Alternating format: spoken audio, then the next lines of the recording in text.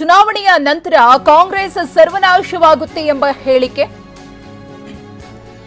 ಚುನಾವಣೆ ಆದ್ಮೇಲೆ ಕಾಂಗ್ರೆಸ್ ಸರ್ವನಾಶವಾಗುತ್ತೆ ಅಂತ ಯಡಿಯೂರಪ್ಪನವರು ಹೇಳಿಕೆಯನ್ನ ಕೊಟ್ಟಿದ್ರು. ಅದಕ್ಕೆ ಇದೀಗ ಪ್ರಿಯಾಂಕ ಖರ್ಗೆ ಅವರು ತಿರುಗೇಟನ್ನ ಕೊಟ್ಟಿದ್ದಾರೆ. ಮೊದಲು ತಮ್ಮ ಪಕ್ಷದ ಗೊಂದಲವನ್ನ ನೋಡ್ಕೊಳ್ಳಿ. ಅವರ ಪಕ್ಷದ ಯಾರು ಯಡಿಯೂರಪ್ಪನವರ ಮಾತನ್ನೇ ಕೇಳ್ತಾ ಇಲ್ಲ.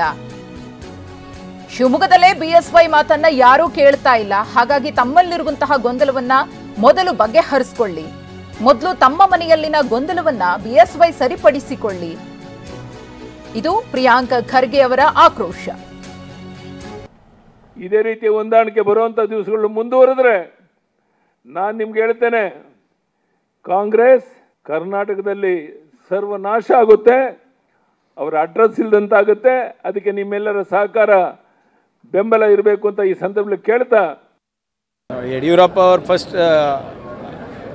ಶಿವಮೊಗ್ಗದಲ್ಲಿ ಸರ್ವನಾಶ ಆಗ್ಲಾರ್ದಂಗೆ ನೋಡ್ಕೊಳ್ಳಿ ಅಷ್ಟೇ. ಅವ್ರ ಮಗನ ಫ್ಯೂಚರ್ ನೋಡ್ಕೊಳ್ಳಿ.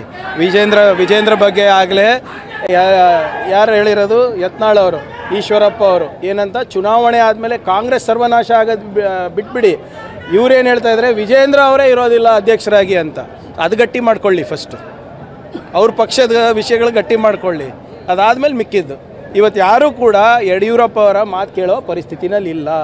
ಸಿದ್ದೇಶ್ವರ ಅವ್ರು ಕೇಳಿದ್ರ, BC ಪಾಟೀಲ್ ಅವ್ರು ಕೇಳಿದ್ರ, ನಿಮ್ಮ ಯಾರು ಚಿತ್ರದುರ್ಗ MLA ಅವ್ರು ಕೇಳ್ತಾ ಇದ್ದಾರಾ, ದಾವಣಗೆರೆನಲ್ಲಿ ನಡೀತಾ ಇದೆಯಾ, ಶಿವಮೊಗ್ಗದಲ್ಲಿ ನಡೀತಾ ಇದೆಯೇನ್ರಿ, ವಿಶ್ವನಾಥ್ ಅವ್ರು ಕೇಳ್ತಾ ಇದ್ದಾರಾ, ಕಾರಜೋಳಗೆ ಹೋಗ್ಬೇಕಂತ ಘೋಷಣೆಗಳಿದೆ, ಶೋಭಾಗೆ ಹೋಗ್ಬೇಕಂತ ಘೋಷಣೆಗಳಿದೆ. ಇದಕ್ಕೆಲ್ಲ ಉತ್ತರ ಕೊಡಲಿ. ಅವ್ರು ಕಾಂಗ್ರೆಸ್ನಲ್ಲಿ ಏನು ಮಾಡ್ತಾಯಿದ್ರೆ, ನಮ್ಮ ಮನೇಲಿ ಯಾವ ಅಡುಗೆ ಮಾಡ್ತಾಯಿದ್ರೆ, ಯಾರು ಊಟ ಮಾಡ್ತಾಯಿದ್ರೆ ತೊಗೊಂಡು ಅವ್ರಿಗೇನು ಮಾಡೋದಿದೆ? ಫಸ್ಟ್ ಅವ್ರದ್ದು ಮನೆಯಲ್ಲಿ ಏನು ನಡೀತಾ ಇದೆ, ಅವರ ಮಗನ ನಾಯಕತ್ವದಲ್ಲಿ ಏನು ನಡೀತಾ ಇದೆ ಅದು ಫಸ್ಟ್ ಹೇಳಬೇಡಿ. ಸಾಕಾಗಿದೆ.